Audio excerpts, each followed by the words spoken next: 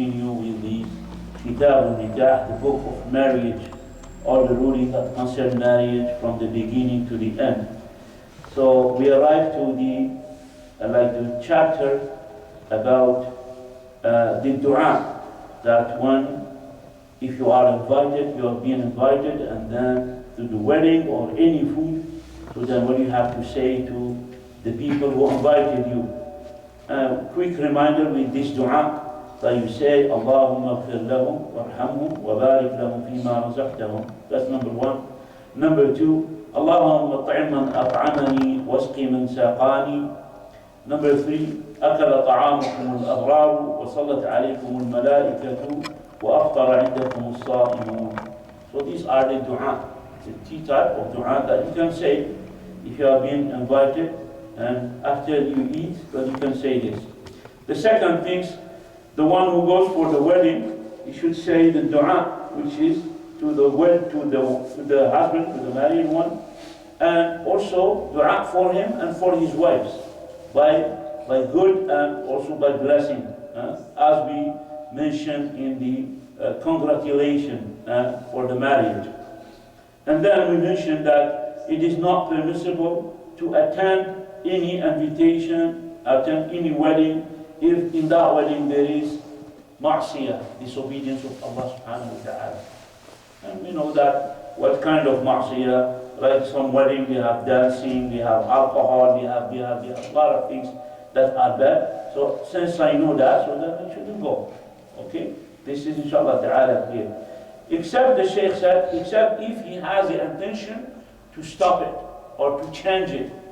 Okay? So that time he can go and then tell him do that. If they stop it, alhamdulillah.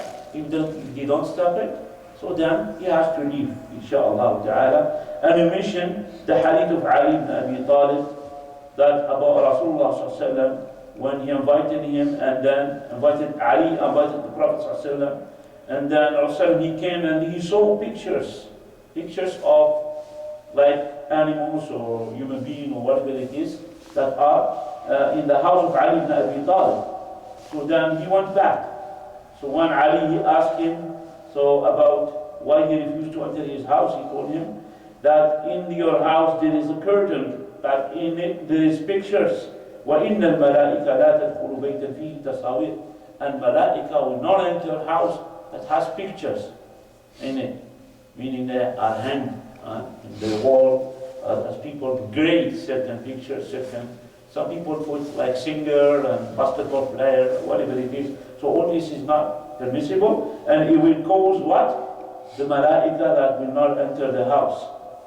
Also, he mentioned the hadith of Abdullah an Abi Mas'ud, Uqbat ibn Amr, that a man, he made for him food, and then he called him, and then he said to him, do you have in your house a picture? He said, yes. And then he refused to enter the house, his house, till he break down the picture, and then after that he entered. And also he mentioned another proof, which is Al-Bukhari alayhi rahmatullah, he said, دعا ابن عمر أبا أيوب, ابن عمر, Abdullah ibn Umar رضي الله عنه, he invited Abu Ayyub al-Ansari, فلما فرأى في البيت سترا على الجدار. Now Abu Ayyub al-Ansari رضي الله عنه, when he saw in the house of Ibn Umar, in a curtain in the wall of the house of Ibn Umar, قال ابن عمر غلبنا عليه النساء. Now, what's wrong with the curtain that is hanged in the wall? There is a hadith that Rasul sallallahu he prohibited that.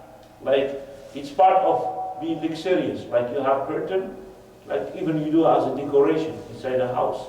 The wall, and then you cover it with curtains. It's wall, it's not a window to cover you, but it's just like for. This is not permissible. And that Abu Ayyub al-Ansari, he said, like, فقال ابن عمر غلبنا عليه النساء. Now Ibn Umar radiallahu anhu, he said to him, it's the woman, which is our wife, they overcome us, so they did what they want. So we know that is bad, but they did what they want till they overcome us. فقال ما كنت أخشى عليه فلم أكن أخشى عليك فوالله لا أطعم لكم طعاما فرجع.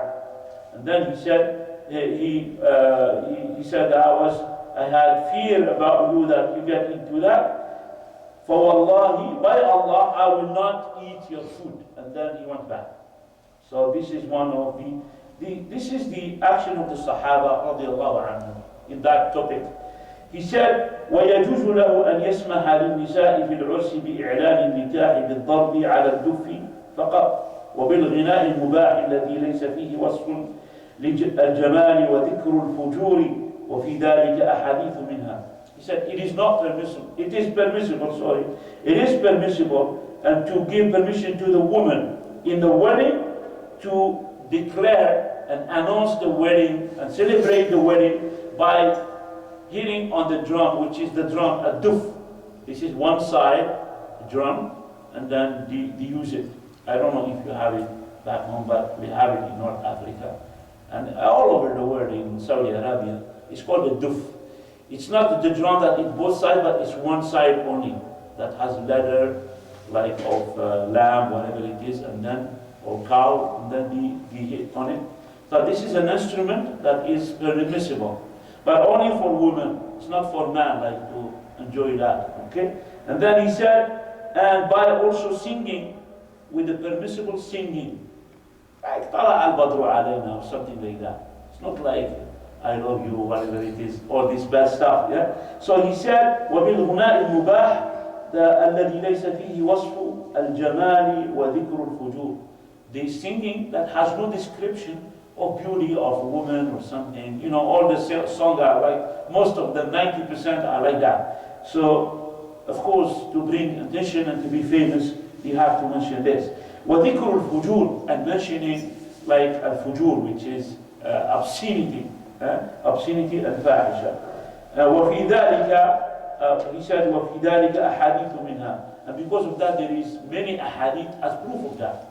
That is permissible to announce the wedding by doing some for the woman, for the girl, in between themselves, not exposing as they do. They go to the big, like the rent hall, whatever it is, banquet hall, and then after that, the woman dance or the woman. What do? They do between themselves. They do that nasheed, whatever it is, with the duf. It's okay, but not with everybody and mixed. He said the hadith about that, Rasulullah ﷺ saying, "A'linu an-nikah," meaning declare or announce about the nikah, the marriage. Like people has to know there is wedding. When you hear that, when you hear duf, when you hear that drum, when you so.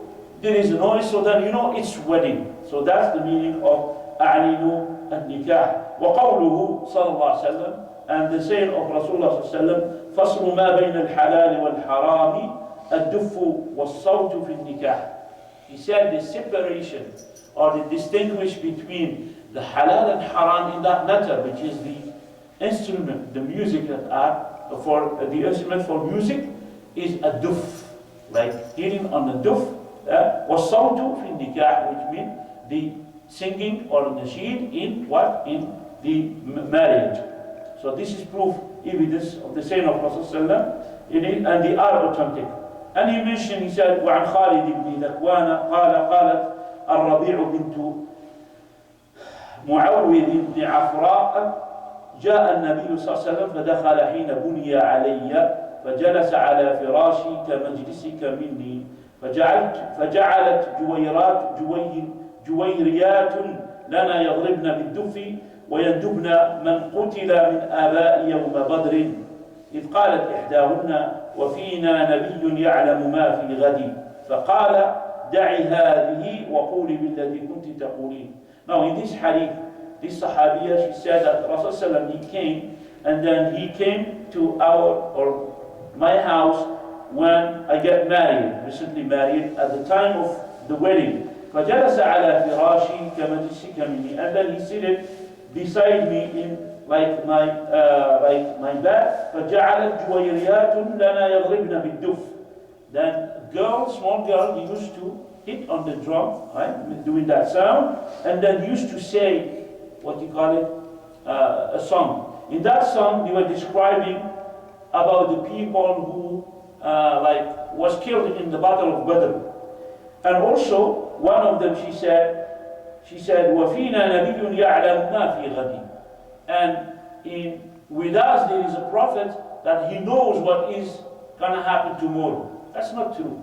Okay, Rasul he doesn't know the ghaib. Okay, so Rasul he said to her, "Da'i hadith, leave this. Don't say that. وَقُولِي بِالَّذِي كُنْتِ تَقُولِينَ, and say and recite or sing what you were saying before, other than this." So that's meaning this is permissible, and Rasul he didn't say which is that is bad. And then he said after that, وَالسُّنَّةُ إِذَا تَزَوَّجَ الْبِكْرَ عَلَى الثَّيِّبِ أَقَامَ عِنْدَهَا سَبْعًا.